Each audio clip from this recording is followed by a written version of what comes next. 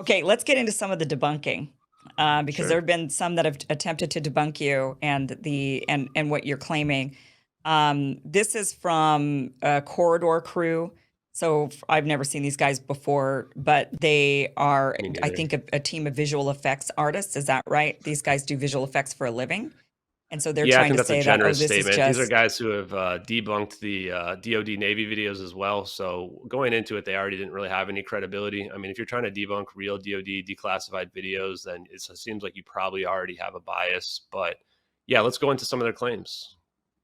okay. So here's one of their clips. They said let's go ahead and play this clouds one. The clouds are not moving. After analyzing this footage, it became clear to me that this is visual effects. The thing that stands out most to me is we go back to that first clip. Let's look at the background. Are we a satellite? Assume we're a satellite. Do you notice anything weird about the background? Oh, that the clouds are not evolving in any way, shape, or form. Nothing's evolving. It's a still frame. It's a still frame. Thank you, Ren. Hey guys, how fast do satellites go? 17,000 miles an hour. Yeah. Would you jump to footage of the International Space Station? Oh, damn! Look, the fact of the matter is, if that's satellite footage, the satellite needs to be moving. It can't be static. There would be parallax between the clouds and the ground. That's a big one. Okay, so what do you say to that, to the clouds not moving? First of all, it's hard to take anybody seriously who's looks like Geordie LaForge with those types of glasses on. Those are not serious people that we're talking about here. But the space station is about half the distance to the Earth as the satellites are. The system that we're looking at here is the space-based infrared system, which is a Google Earth video playback. When you're looking at Google Earth, do you see the satellites move? No, you don't. We have actually already proven twice over that the clouds actually do move. There's just very slight movement in the clouds because satellites, the information that's being sent is very far away, 1,000 kilometers away, as well as the fact that the perspective changes 8 times in this video. You see the perspective change constantly. So we're only looking at any one part for only a few seconds there. But even given all this, we were able to create 2 different videos that show conclusively that the clouds are moving. From the parallax perspective, we have 2 other videos that prove that there is parallax between the left and the right screen that we're seeing on that satellite video over to the right. So just right off the bat, these guys have already gotten 2 things wrong. It's frankly embarrassing for these guys because they've obviously put no effort whatsoever into looking into the case or anything about it. And they created this propaganda video that's meant to like get people to make it seem like a joke, which shows just dishonest intent right across the board. Yeah, I mean, this is the video that shows up, and the way I found it was that when you go through Twitter and you actually start looking at the information that you've presented, there's always a community note often, and that community note says this has already been debunked, and then it links to this video. So here's another one that they say that the thermal shows that the explosion blast is cold, and also that you shouldn't be able to see the contrails in the thermal footage. So here's what they say about that. But you know what? That doesn't rule out that thermal shot, right? What's up with that thermal shot? Thermal cameras, like they don't have grain. It's not underexposed footage. And if there's any sort of noise pattern, notice it's a fixed noise pattern. Yeah. It's the idea of like your image is under almost like a dirty lens. How do you make it look like it's thermal? Well, there's a filter in After Effects called Colorama. What Colorama does is it goes, all right, let's take black to white, and instead of do black to white, we're gonna fill it in with different colors along the way, a rainbow, a spectrum. And then, you know, that looks like thermal footage, it's just not accurate. However, in this case, we see the engines are hot, so maybe you go in, touched up the engines, give them a little, track some like heat points on there. One weird thing I'm noticing with the thermals is on that shockwave in the second clip, like how cold is that shockwave? Wait, like is that like a 0? And so I'm confused why it's so dark when like we clearly see the engines are like hot points. We're getting the yellows, the reds. because if it's a super dark hole, why is it so bright there? And then in the other one, it's like a pitch black abyss. The crazy thing about thermals is they see through mist and smoke and all that kind of stuff. If we look at this clip from Veritasium, we can't see them because photons can't pierce the fog, but that deep infrared, that long wavelength infrared goes right through it. The fog is invisible to infrared. So those plain contrails shouldn't even be showing up on thermal. Okay, so what do you say to their claims there? So first of all, it's not contrails. They're already wrong about that because it's too low for contrails. So that means it can only be exhaust or smoke. And you can see those things on thermal, especially if it's lithium-ion batteries having a chemical reaction as they're battling this lithium-ion battery fire. I think there's no issue with seeing the smoke when the plane, the drone goes underneath the trail. You can actually see it stack up You can actually see it get denser as well, which is something that would be very difficult to fake. The noise pattern is natural noise pattern, because what we're looking at is an electro IR camera. It's not a thermal camera. This is the same false claim that they made when I was on the podcast last week, where they tried to catch me with this video. They didn't even come up with anything new actually in this. The electro IR camera is most likely a Raytheon advanced multispectral targeting camera. The thermal layer was actually manually added in by the leaker, and it actually removes some of the detail.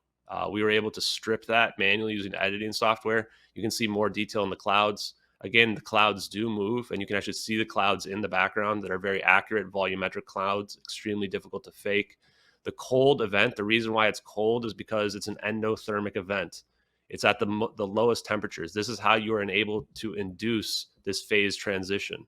This is how we can potentially get the macroscopic quantum coherence event to happen, because what it does is it breaks these electrons apart from their equilibrium state and allows them to self-organize and cohere. And when they cohere into a matter wave, now you're able to allow this event to occur. The reason why it's not dark in the satellite video is because that is a false color IR. Again, it's a Google Video Earth playback. The other false statement they didn't even make in this one, but they made in the previous one, is they thought it was daytime. It's actually nighttime in both these videos. It's 2:40 a.m. And that false color IR, the whole point of it from the military perspective is battlefield awareness. If it was pitch black, you're not going to be able to do the intended purpose of the SBIR system, which is tracking missiles, boats, and planes, just like we see here. The reason why we're seeing whiter clouds at the top is there's more IR radiation at the top of clouds than at the bottom of them. So this essentially, I think, addresses every single one of their points. The last thing I want to point out is their recreation is laughably bad. They make several claims in that video that they could recreate this in 1 hour or 5 hours. It would have taken less time for them to do that than to make this silly video they made where they look like goofballs sitting on a couch. That's not how serious people address videos. If you watch me when I'm doing my work, I'm not sitting on a couch trying to make fun of people. That's just what propaganda is. So if they really could have remade it, they would have done it. It seems like what they did was they tried to remake it. They came laughably short. They realized that nobody was going to look at that video and think that they recreated it, and then decided to go sit on the couch and, make a bunch of silly claims.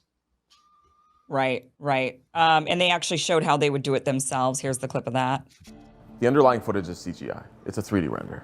On top of a still frame of clouds. On top of a still frame of clouds, and the reason it is the particle effect, the trail from the plane. Those are sprites overlaid on top of each other, giving us this additive, stacked opacity, which creates that buildup in the highlight that we see there. If we were to do a volumetric smoke simulation of a similar trail like that, you would see that it doesn't overlap, and it has more consistent values across the whole arc, not just where it's, occluding itself. It's a CGI render. Setting this up in 3D is almost trivially simple. You lay a path, you set an object to follow the path, you get a little triple helix for the other objects that come in, put a particle emitter for the contrails. I'd be curious to see when this came out versus when the sprite trail tutorial on Video Copilot came out. I think it was roughly around this time. Okay. I think that their most, the claim that they make that is the most viable is about the stock footage from the 90s of an explosion that looks just like the shockwave in the footage. So let's go ahead and watch that. And then I think this is the one that's the toughest to debunk from the debunkers. So let's watch this video. Do we have this shockwave on our server? We do now, actually. Wait, what? We didn't. Some people on Reddit did. This is a stock footage clip from the 90s. Oh, hell yeah. There's the clip from the video, and here is the stock footage. It's Oh, it's perfect! Cinderella, baby. Cinderella, man. That's it. Slipped right on. Wow. An ISA, dude, an identified stock asset. Some people have said, pixels don't match perfectly. And you know what? Of course they don't match perfectly. I don't have the exact settings that the artist used, but if you look at it, it's the exact same. So, okay, so what do you say to that? Of course they match perfectly, but they don't match perfectly. I think that's a direct quote that I just heard, which is a direct contradiction. But I want to address the thing they said before is, first of all, remember they show this janky recreation. They say they could easily make it, but then they completely fail. It looks completely fake there. It's a recreation attempt. We already proved the clouds are moving in the background. So that also says that it's not still clouds over the background. The motion blur that's added, they actually add their motion blur in post. while the real video's motion blur and rolling shutter is caused by a zooming effect that increases with the amount of zoom. And the physics of their jet versus the real ones that we see, their jet is wrong, and that's one of the hardest parts to recreate. Now, according to that VFX debunk they found out, they didn't even have it. It doesn't match. They even admit that it doesn't match, and they say, well, of course it's not perfect. But, again, if the pixels matched, I always just tell people to shut down that argument.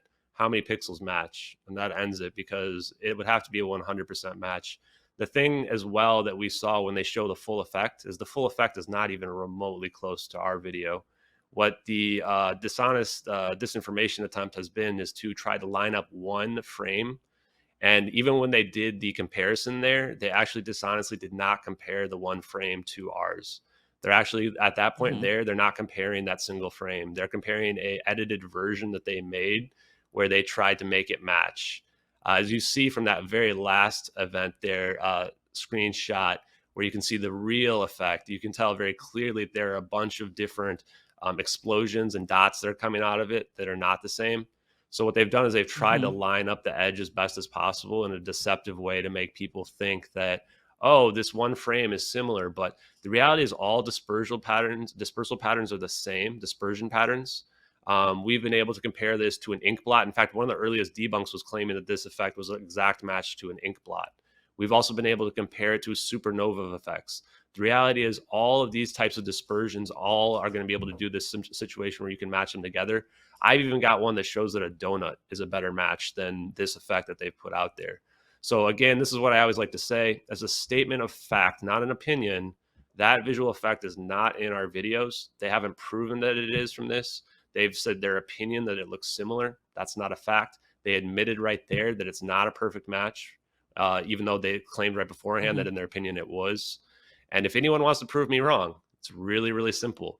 Just find the person that supposedly hoaxed these, this Banksy person who apparently hoaxed these, get the source files. They're going to have a whole hard drive full of source files and work that they did to build up to these perfect videos.